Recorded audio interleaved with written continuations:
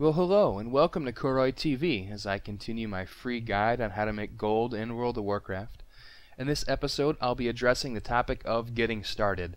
This is aimed more towards new players, either new to World of Warcraft or on a new server.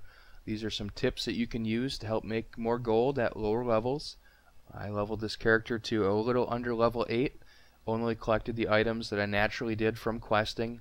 I did pick up herbalism at level 6, but I did not go out of my way to farm any herbs or anything like that. I ended up running to Darnassus with a little under 18 silver in my pockets and 24 linen, 23 herbs, 2 copper ore, and 4 small eggs. And I put those all up on the auction house to sell.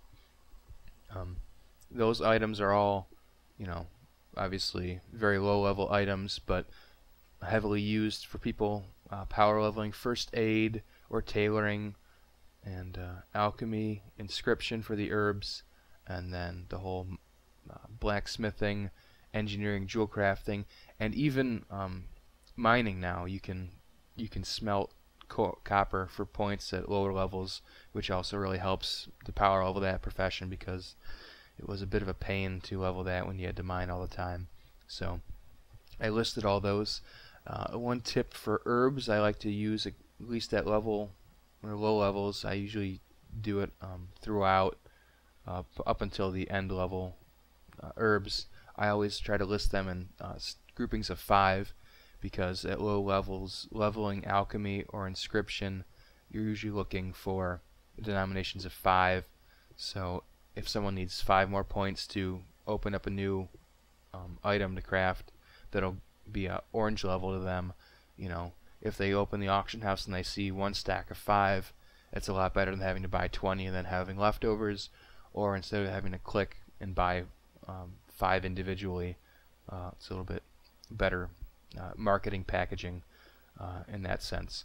So I have running over to the enchanting trainer now that I asked earlier about, and with all enchanting trainers there is an enchanting supplier who sells a limited quantity of strange dust and lesser magic essence, 4 and 2 at most respectively. And I turned around and ran to the auction house, and then I listed those individually, and the going rate at this time was a little under 50 silver. Primarily I was selling all these strange dust individually for anywhere between 40 and 46 silver throughout the course of this video. On my home server it's actually a little bit more. It oscillates quite a bit, but listing them individually does sell, especially if people only need 1 or 2 because they're short like 1 point. There's no sense in buying a whole stack of 20.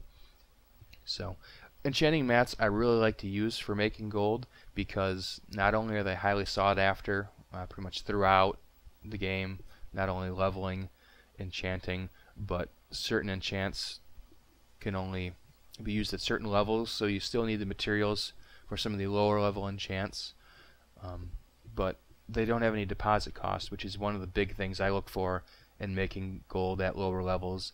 Things that aren't going to cost you money up front to list, which means you can actually sell more at lower levels, and also you're not going to lose money if your auction doesn't sell. So I look for that a lot, and if I don't look for that, I try to make sure I'm selling something that either is going to net a large profit or is pretty much guaranteed to sell, as you'll see in the next video. But I've bought all this, ended up getting almost 11 gold, at which point I made 3 new characters. Didn't level them at all, just ran them to Ironforge, Stormwind, and Exodar at level 1. I found the enchanting trainer, or more specifically the enchanting supplier, bought some strange dust and lesser magic essence in each of the cities with the startup gold. Then I listed all those, so each character was pretty much selling between 2 and 4 strange dust at least per time I checked in. So this is something you can do like before work or school, after work and school, and then like before you go to sleep. It doesn't really take that long to do, maybe a few minutes just hopping around. It takes longer to run to the auction house and supplier than anything else really.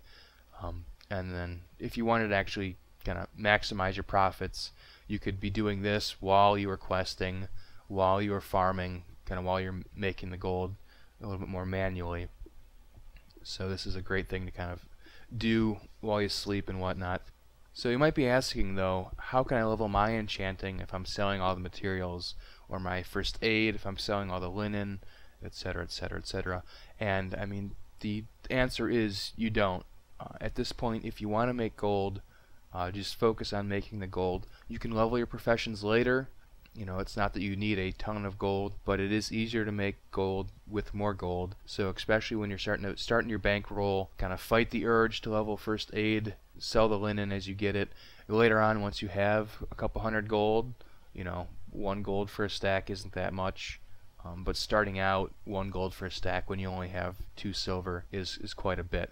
Alright, so here I am in Stormwind on one of my alts.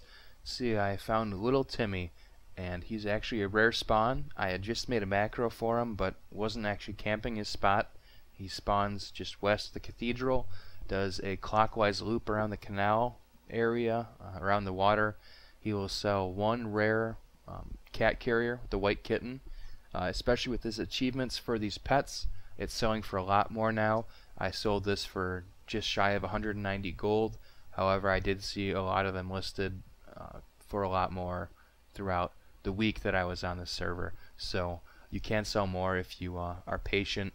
Potentially, I mean, technically I don't know if they sold, but they were listed that much. So if you want to see how I turn the rest of this into over 2,000 gold in just 7 days, feel free to watch my other video.